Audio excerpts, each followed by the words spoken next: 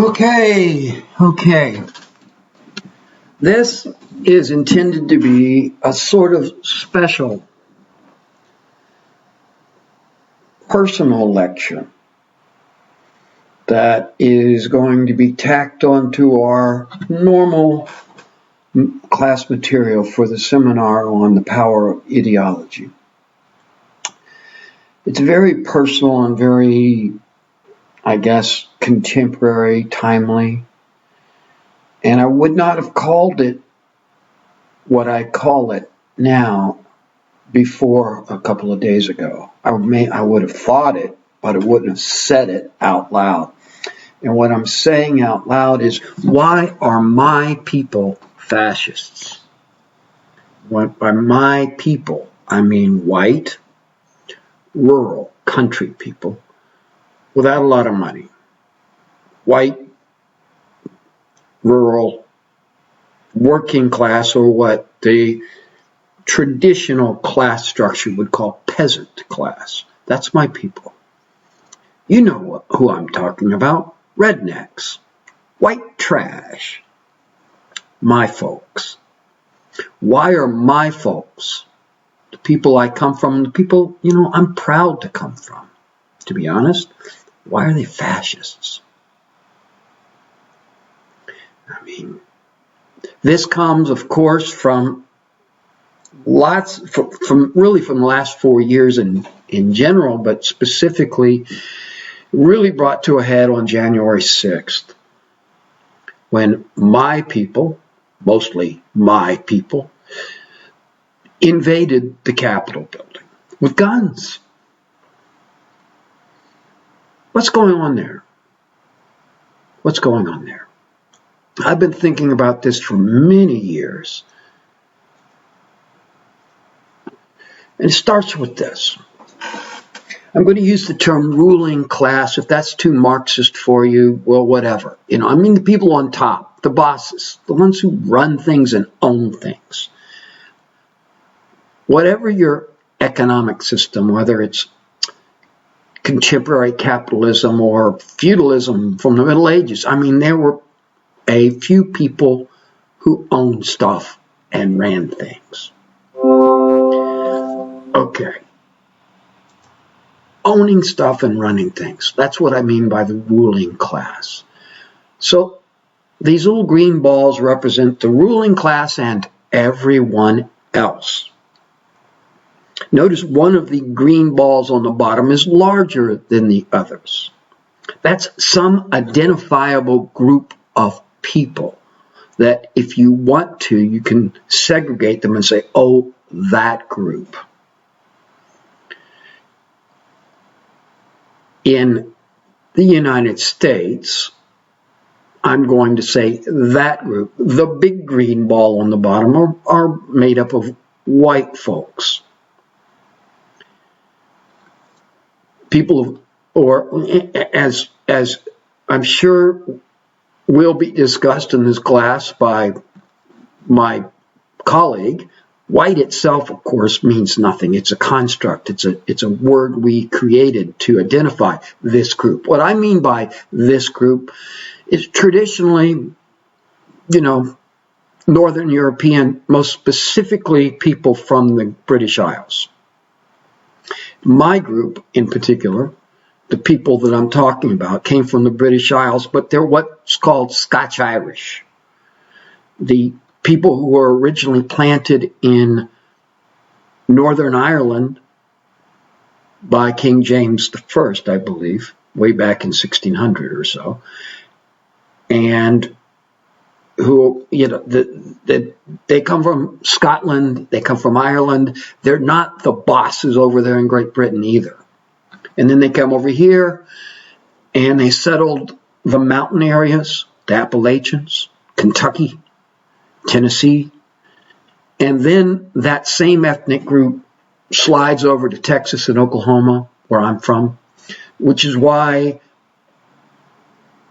if you were to hear my grandmother from Oklahoma talk and listen to her, well, she's passed now, but if you were to hear her voice and compare it to Dolly Parton from Pigeon Forge, Tennessee, you'd say, can't tell them apart.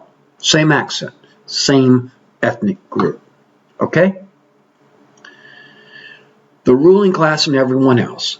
When it's like that, the people on the bottom can see they're on the bottom. Okay? Now, this theory first came to me when I was a kid, and I read this romantic historical fiction called Trinity by a guy named Leon Uris. It's about Northern Ireland. And I discovered in reading that historical fiction a fact that I didn't realize before. In the early days of the so-called the penal acts in Ireland, the penal acts forbid people of the Catholic faith from having certain government positions and owning land and things like that, so kept them on the bottom. Originally, the penal acts applied not just to Catholics, but also to any kind of Protestant who was not in the Church of England. In other words, the kind of Protestant that Scotch-Irish people were.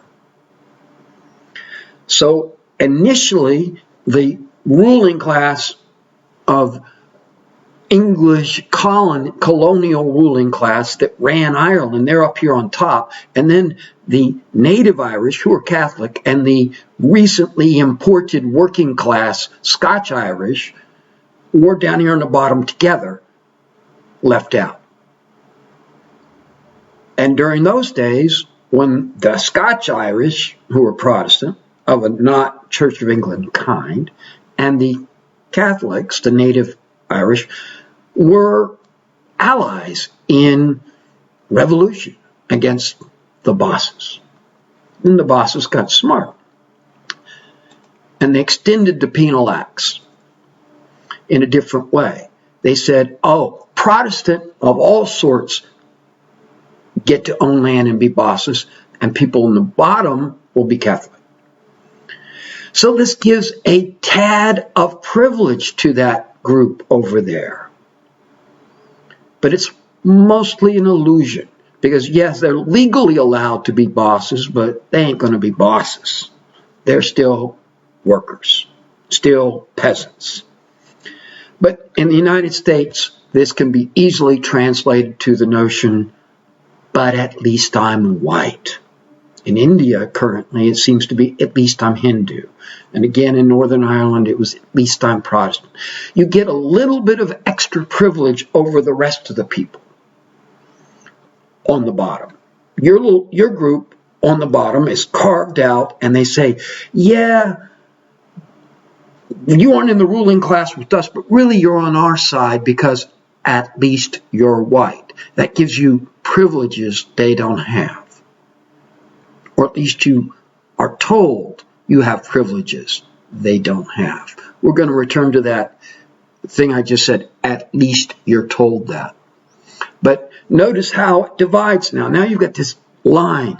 On one side of the line, to the left and to the top of the line, is the real ruling class, and then that large group of at least you're white people.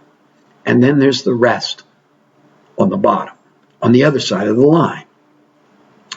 And that has some pretty powerful effects for the bosses. It gains the bosses a bunch of allies.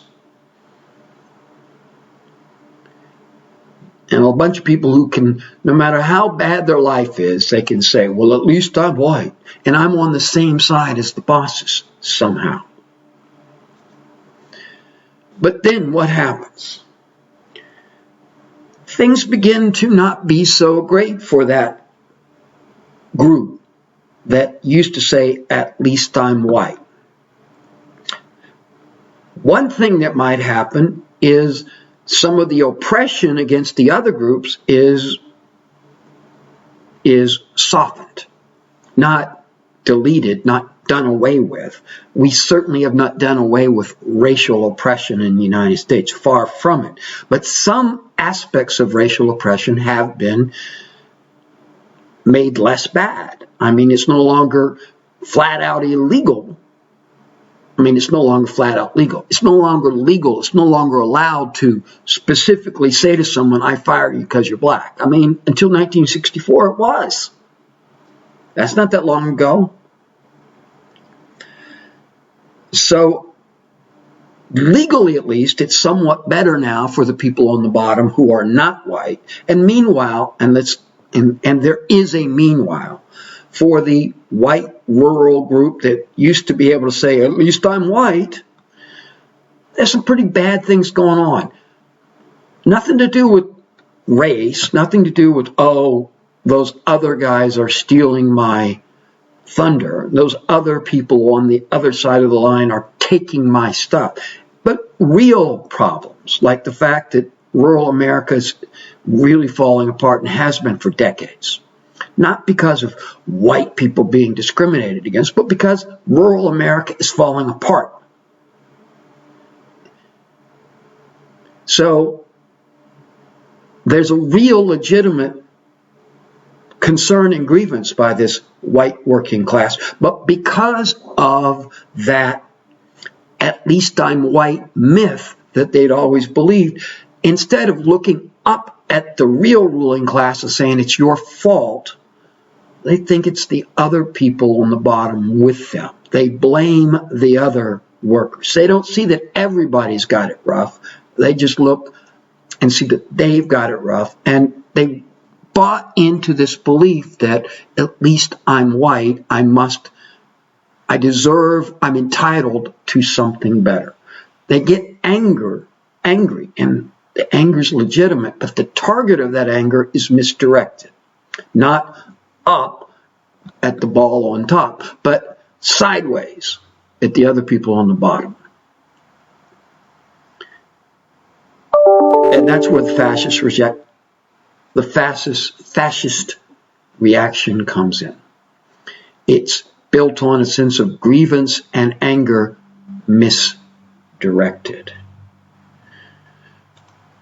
So let's see how that played out on January 6th. These people invaded the capital of the United States. That hasn't been done since the British invaded Washington, D.C. in 1812 during a war. They pulled guns and pointed it at people in the Capitol. They broke into offices and took selfies of themselves sitting in the offices of people like the Speaker of the House of Representatives. And they were stunned when finally force was used against them by police and National Guard. And notice it took a really long time before anyone got around to saying, oh, maybe we ought to do something about this. And this is an actual quote.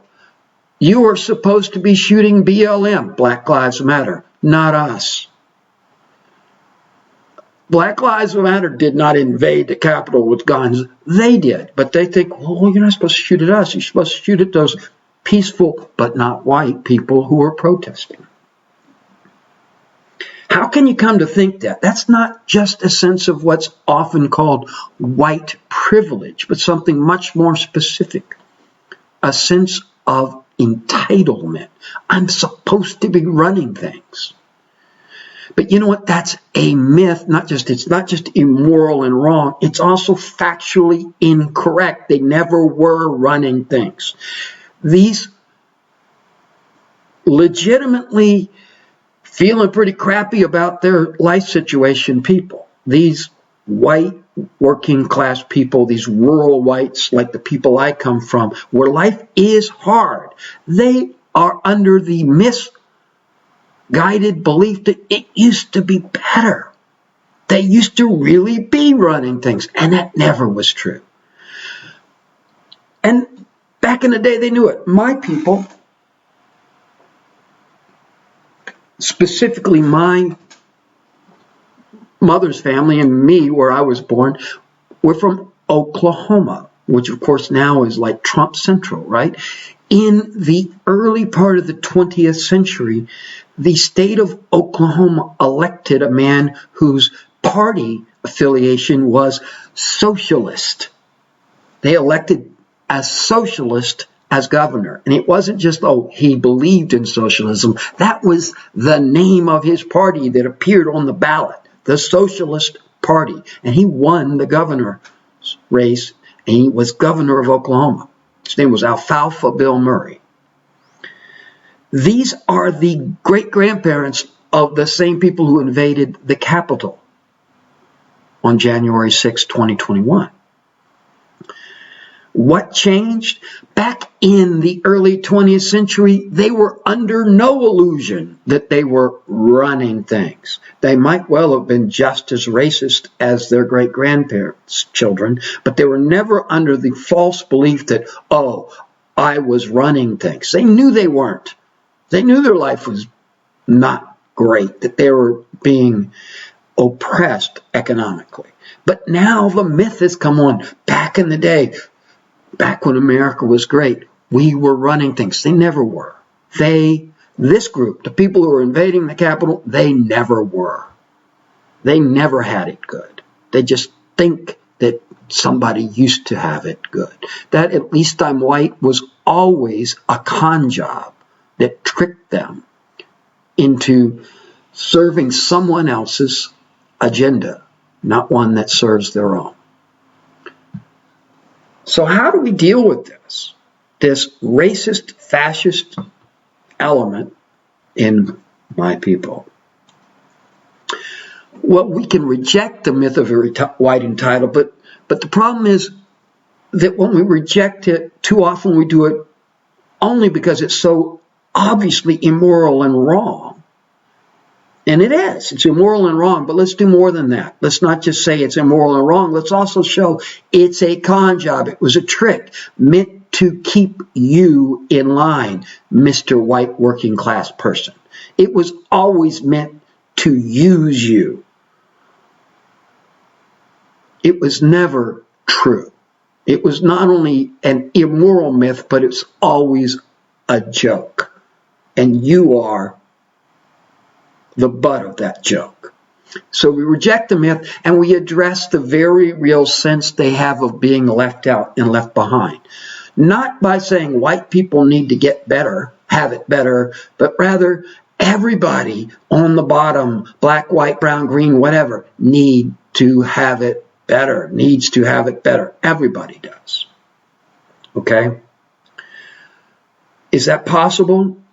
I think education, information has a lot to do with it. The first part, rejecting the myth of white entitlement, it's going to be hard. You're dealing with people's attitudes. But you know what? Attitudes can begin to fade when life gets better. The second part is where I really think we need to focus on making life better and communicating that the people they think are supporting their white entitlement never intended to help them. And here's why I think that's possible. Ethan Winter is an analyst for Data for Progress. And his organization did a field survey right after the election in November of 2020, right afterwards. And here's what he reports in the survey. Almost 1/3 of Republicans think their party supports increasing the minimum wage, which is not true. It's totally not true. No Republican supports that. And yet no Republican official supports that. Yet 1/3, and I'm talking about these people sitting in the picture in the back, probably think that their party does support it. They support it. I didn't give you the data from this report, but most of these people think that's a good idea. And they think their own party is for it. It's not. 76% of Republicans, these people sitting on the wall, think that their party supports protections for pre-existing conditions, while in fact their party and that president who's they love so much that they've got his flag there, that president's Justice Department argued in the Supreme Court to get rid of that very protection. These people don't support Republican positions. They've been tricked. That's why I think information and education can help. No, we can't get rid of their racist little hearts, but we can make that racism less necessary to figuring out how to make their lives better. And when racism is no longer quite so necessary, maybe at least their children will be better. All right, that's my very personal lecture. Not too long, very personal. We'll get back to the normal course soon. Thank you, thank you, thank you.